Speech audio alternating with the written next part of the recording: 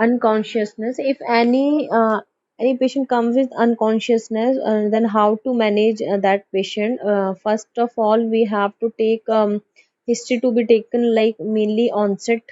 If sudden onset, then think about the vascular cause, or any fluctuating symptoms are there or not. And as a patient comes with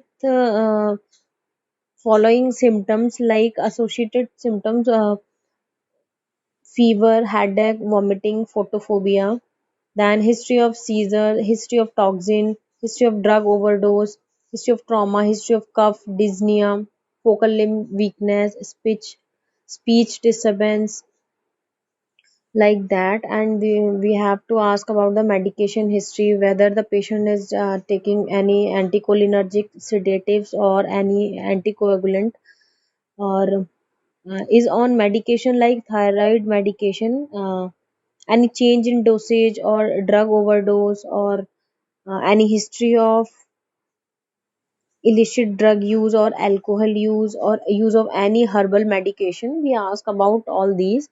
Then clinical examination, complete primary assessment including the temperature, measure the vitals like BP, pulse, saturation of oxygen, pulse or respiratory rate. Then pupillary examination, plantar reflex, meningeal signs, or head to toe and focus systemic examination. Then for features of chronic liver disease, point of care of investigation, scent investigation, relevant investigation like RBS, CBC. In CBC, we consider if any raise in TLC count, then infection is there, or focus on low platelet count. Renal function test, in that we have focus on bilirubin level or serum electrolyte, blood gas, PTINR, ECG. In ECG, we if there are any changes seen in ECG, then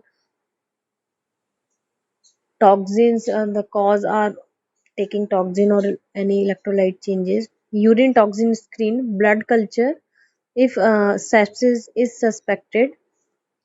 Then for imaging, we send the patient for NCCT head for assess the intracranial bleed, or CECT brain for meningoencephalitis or brain abscess, MRI brain for stroke, or lumbar puncture in meningitis, and after rule out raised ICP or coagulopathy.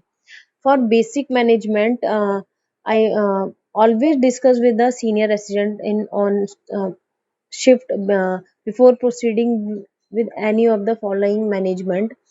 If systolic BP is less than 90, then we have to give IV crystalloid bolus ringer lactate, or if the saturation of oxygen of that particular patient is less than 94%, then we have to give the supplemental oxygen. If RBS is less than 70 milligram percent, then we inject the dextrose 50% in 50 ml IV stat, or injection thiamine 100 mg IV. If history of regular ethanol use, have poor nutrition status, then treat as per the probable diagnosis and consult SR if diagnosis is unclear. And we have to give the antibiotic if meningitis does. Then some differentials for altered mental status in emergency condition, like trauma, toxins or drugs like anticholinergics, sympathomimetics, sedative hypnotics, opioids. Like second one is intracranial event. In intracranial event, the patient suffered from stroke, bleed, infections like meningitis, encephalitis, cerebral malaria, then septic encephalopathy, and metabolic differential are hepatic hypoglycemia, wernicke encephalopathy, carbon dioxide retention. And for Electrolyte related sodium or calcium, endocrine thyroid related conditions, hyperglycemic emergencies, then environmental in bite, sting, high altitude, marine drive, then epilepsy disorder. So we have to silent history of seizure, onset, number of episode, description of the seizure, then any history of previous seizure disorder, any precipitating event like that. If uh, if uh, if seizure is the cause of unconsciousness, then basic initial management of patient with seizure are rule out hypoglycemia in all patient with seizure. If RBS is less than 70 milligram per dl, then we have to inject the Dextrose 50% in 50 ml of IV. If patient has an ongoing seizure, then protect patient from fall or trauma, then inject lorazepam 4 milligram IV or IM, or inject midazolam 0.05 to 0.1 milligram per kg IV, or midazolam nasal spray 2 puffs in each nostril. Then common anti-epileptic drug in emergency,